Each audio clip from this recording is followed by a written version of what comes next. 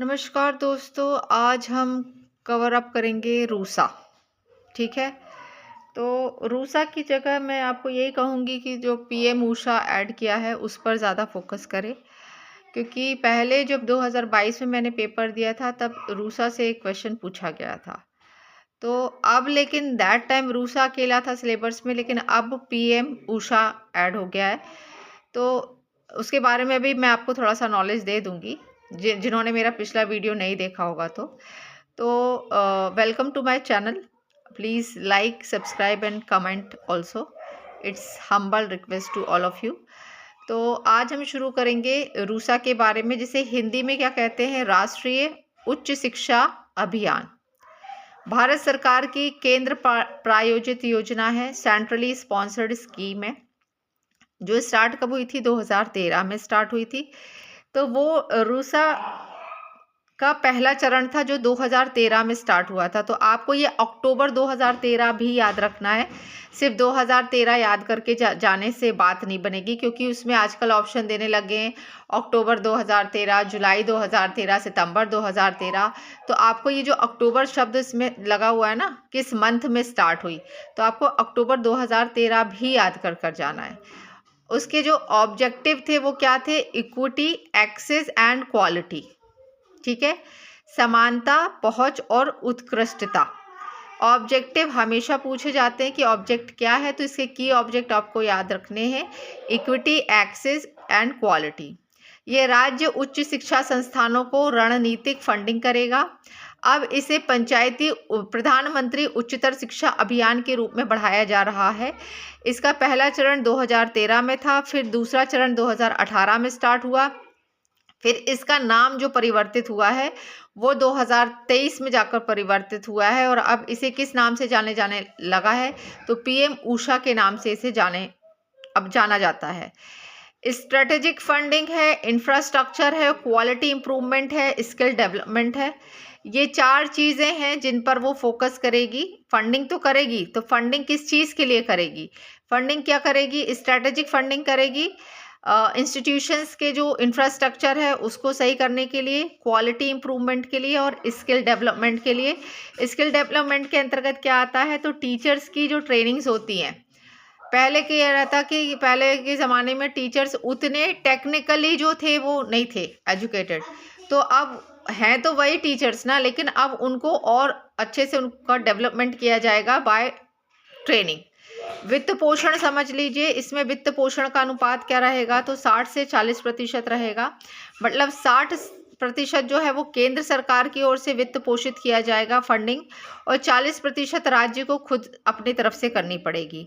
विशेष राज्य का जो दर्जा रखते हैं, मतलब कि जो यूनियन टेरिटरीज हैं, उनके लिए क्या प्रतिशत होगा? तो उनके लिए प्रतिशत होगा 90:10 का, जिसमें 90% जो है वो केंद्र सरकार करेगी विशेष केंद्र शासित प्रदेश में, और जो 10% है वो उन राज्यों को स्वयं खर्च करना होगा। ठीक है। ये बेसिक की फैक्ट्स थे जो आपको पता होने चाहिए। इसकी लॉन्चिंग डेट, रूसा का फुल फॉर्म तो राष्ट्रीय उच्च शिक्षा अभियान। इसके ऑब्जेक्टिव्स आपको पता होने चाहिए। इसका नाम परिवर्तित करके कब पीएम ऊषा कर दिया गया? तो 2023 में इसका नाम चेंज करके क्या कर दिया गया? पीएम ऊषा। रूसा 2.0 के जो टारगेट्स हैं वो आपको पता होने चाहिए।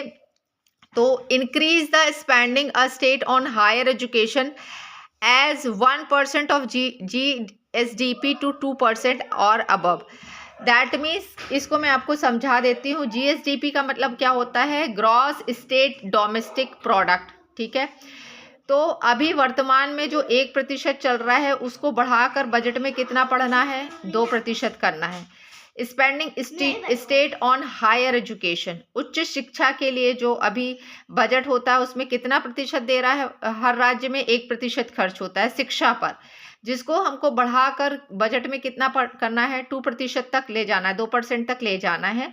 तो इसका पहला टारगेट क्या है? ये है RUSA 2.0 targets. Increase the spending of state on higher education as 1% of GSDP to 2% और अबव। दैट मीन्स की 2% तो है लिमिट, उसको आप बढ़ाना चाहें तो कर सकते हो।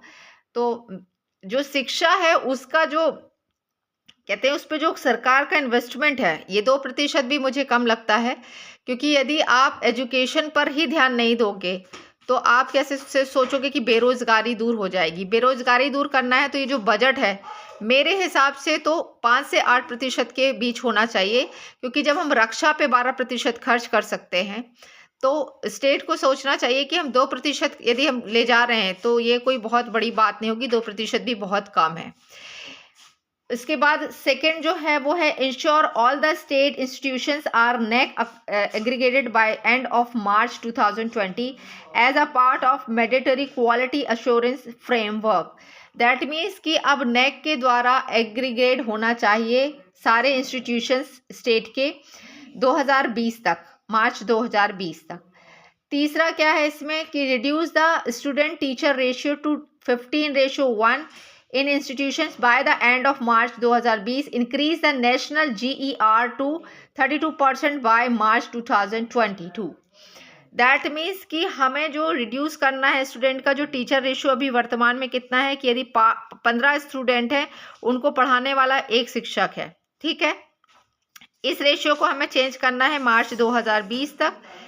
GER दैट मीन्स होता है ग्रॉस एनरोलमेंट रेशियो, उसको हमें कितना करना है इंक्रीज करके 32% करना है 2022 तक। GER क्या होता है ये भी आप एक बार समझ लीजिए कि सकल नामांकन अनुपात। भारत सरकार ने उच्च शिक्षा में वर्तमान 26.5% की तुलना में 50% प्राप्त करने और 2030 तक अपनी कार्यशील आबादी को रोजगार योग्य कौशल लैस करने की एक महत्वाकांक्षी लक्ष्य रखा है। किसमें? NEP 2020 में। रूसा को किस वर्ष तक जारी रखने के लिए मंजूरी दी गई है? तो 2026 तक ये और कंटिन्यू रहेगा। इस पर कुल खर्च कितना है? तो 12,929 करोड़ रुपए का बजट जो है इसको दिया गया है। तो ये इट्स ऑल अबाउट रूसा। इसके पर और PhD करने का प्रयास किसी स्टूडेंट को करना है तो वो कर सकता है, वो उसकी शिक्षा पर निर्भर करता है, क्योंकि किसी एक ही टॉपिक पर यदि आप सारा समय दे दोगे तो फिर अदर टॉपिक्स के लिए तो हमारे पास कुछ बचेगा ही नहीं। इसके बाद अब हम पढ़ेंगे रूसा के बाद अब हमें एक और टॉपिक है, इसमें छोटा सा टॉपिक है वो, उसको भी आज ही कवर करेंगे हम। कॉमन उसमें दिया हुआ है ये कॉमनवेल्थ ऑफ लर्निंग ये दिया हुआ है हमारे उसमें सिलेबस में। यूनिट 1 का टॉपिक है commonwealth of learning. Establish through a memorandum of understanding between COL and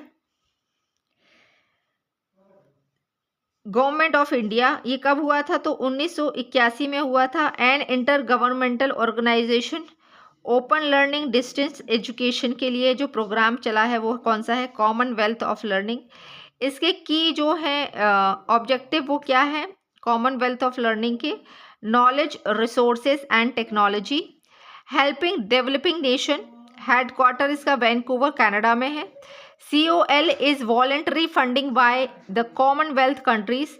India जो है इस पे फंडिंग करने वाला तीसरा देश है जो सबसे ज़्यादा फंडिंग करता है कॉमनवेल्थ ऑफ लर्निंग पर।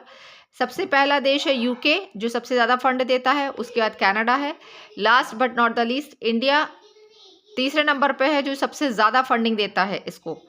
तो ये एक इंटर गवर्नमेंटल जो कहते हैं ऑर्गेनाइजेशन है जिसको फंड इन 3 देशों से मिलता है, जो किसको डिस्टेंस लर्निंग के थ्रू या डिस्टेंस एजुकेशन के through knowledge, resources and technologies को मेंटेन करता है। और इसका इस्टेब्लिशमेंट डेट बस आपको याद होना चाहिए 1981 है। फुल फॉर्म क्या है COL का? तो कॉमनवेल्थ ऑफ लर्निंग। हेडक्वार्टर क्या है? वैंकूवर। That's it. तो मैंने आपको 2 टॉपिक कवर करा दिए हैं, पहला है रूसा, दूसरा है कॉमनवेल्थ ऑफ लर्निंग। तो आज के लिए इतना ही। Thank you.